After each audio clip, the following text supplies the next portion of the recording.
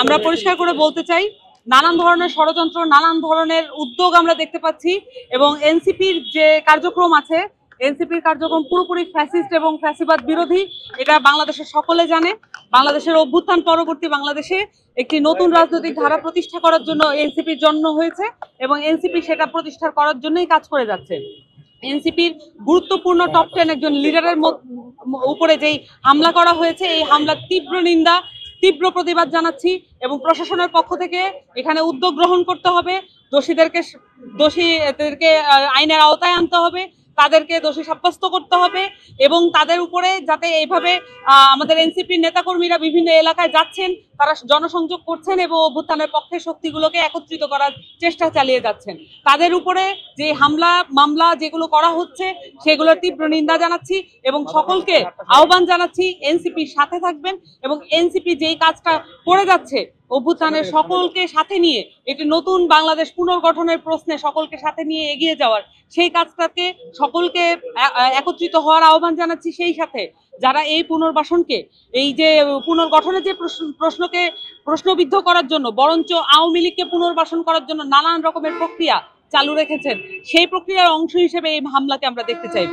অবশ্যই আমাদের একজন গুরুত্বপূর্ণ নেতা, যিনি অভ্যুত্থানের প্রথম দিককার সারির নেতা ছিলেন, তার উপরে হামলাকে আমরা ধরে নিচ্ছি এটা অভ্যুত্থানের উপরে হামলা হওয়ার শামিল এবং অভ্যুত্থানের যে চিন্তা এবং আকাঙ্ক্ষা আছে সেটার উপরে হামলা হওয়ার শামিল।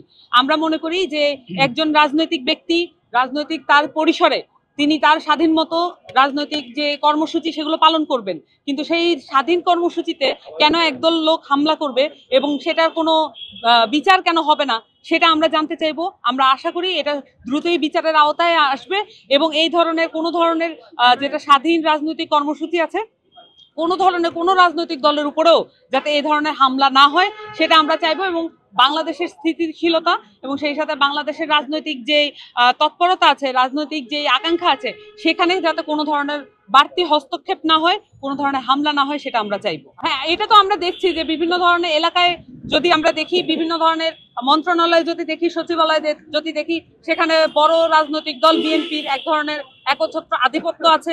তারা বারবার বলছেন যে এই সরকার তাদের না, বলছেন যে এই সরকার শুধুমাত্র ছাত্রদের, কিন্তু আমরা দেখতে পাচ্ছি বিভিন্ন লেয়ারে তারা তাদের কর্মীরা, তাদের যে শুভানুধ্যায়ীরা এবং তাদের সাথে যারা চলেন তারা দিয়েই আসলে পুরো বাংলাদেশটা এই মুহূর্তে চলছে।